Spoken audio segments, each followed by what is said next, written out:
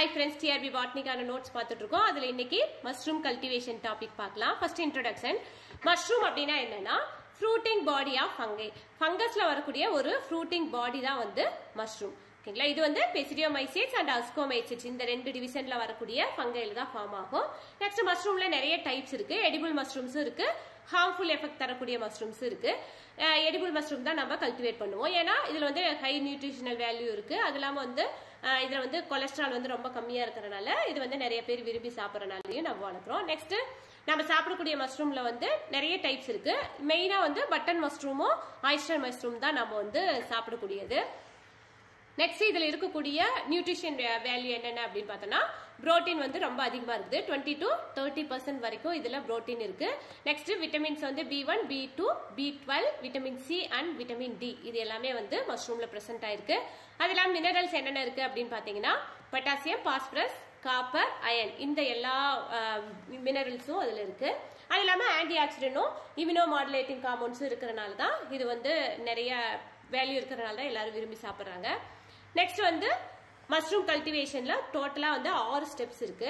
அதுல first step என்னன்னு பாத்தீங்கன்னா ஸ்பான் ப்ரிப்பரேஷன். ஸ்பான் அப்படின்னா என்னன்னா ஒரு ஃபங்கஸோட சீடு மாதிரி. ஓகேங்களா?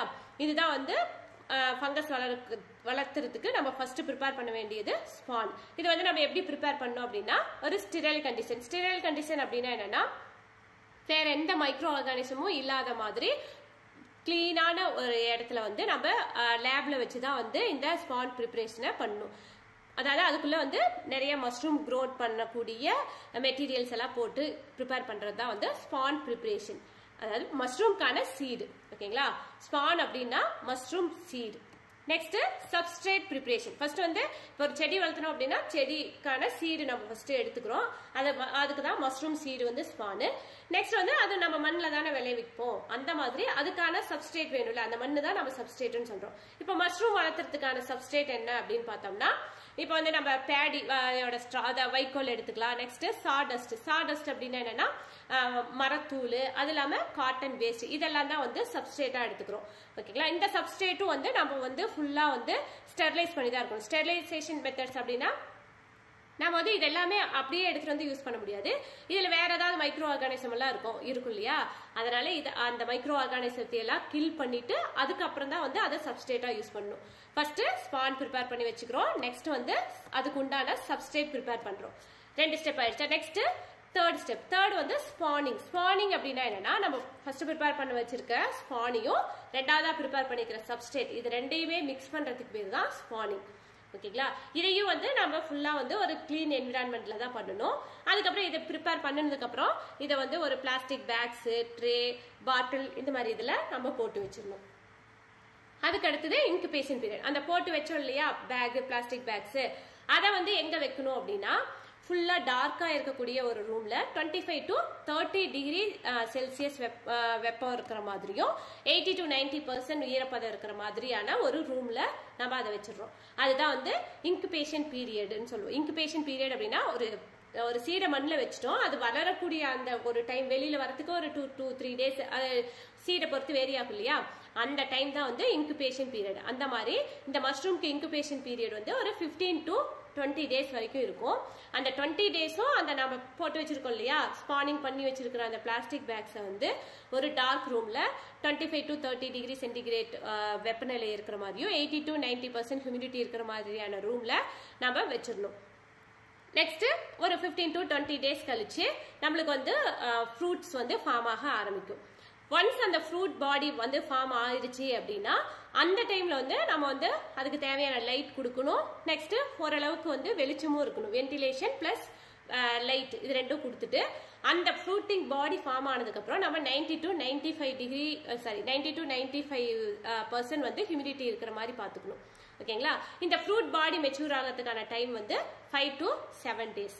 அதுக்கப்புறம் அந்த ஃப்ரூட் பாடி தான் வந்து நம்ம சாப்பிட்றோம் இல்லையா மஷ்ரூம் சொல்லிட்டு அதுதான் வந்து ஃப்ரூட் பாடி. அது ஃபுல்லா டெவலப் 5 to 7 டேஸ்ல ஆனதுக்கு அப்புறம் நாம அதை வந்து கையிலேயே பிச்சு ஹார்வெஸ்ட் பண்ணிடுறோம். இதுதான் டோட்டலா இருக்கிற 6 ஸ்டெப் மஷ்ரூம் கல்டிவேஷன்ல. First spawn preparation, substrate preparation, spawning, incubation, fruiting stage, harvesting. இது 6 தான் வந்து மஷ்ரூம் கல்டிவேஷன்ல இருக்கிற டைப்ஸ்.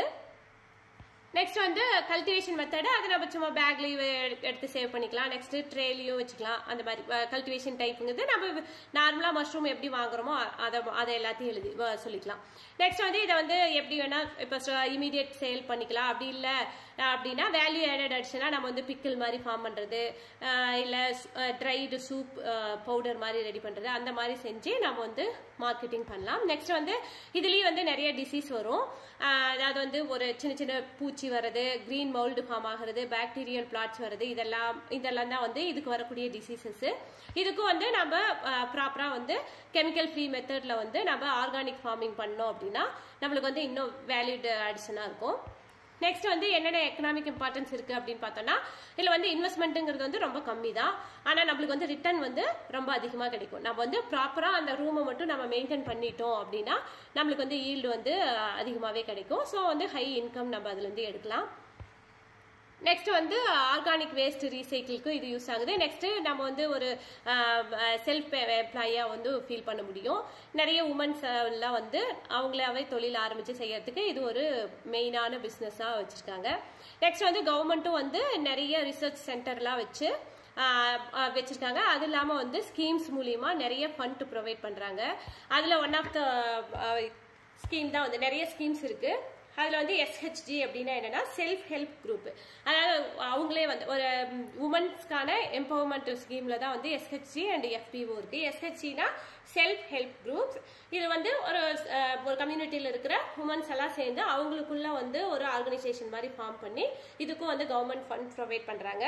நெக்ஸ்ட் FPO அப்படின்னா என்னன்னா ஃபார்மர் ப்ரொடியூசர் ஆர்கனைசேஷன். ஓகேங்களா, இந்த மாதிரி குரூப்பா இருக்கிறதுக்கும் வந்து கவர்மெண்ட் வந்து ஃபண்ட் கொடுக்குறாங்க. அதாவது அந்த கல்டிவேஷன் ப்ராசஸ் இதுக்கெல்லாம் வந்து ஒரு அமௌண்ட் தேவைப்படும் இல்லையா, அதை வந்து நம்ம கவர்மெண்ட்ல இருந்தே வந்து நம்ம ரைஸ் பண்ணோம்னா அதுக்கு உண்டான ப்ராப்பர் டாக்குமெண்ட் எல்லாம் கொடுக்கும்போது நம்மளுக்கு ஃபண்டும் வந்து கவர்மெண்ட் ப்ரொவைட் பண்றாங்க.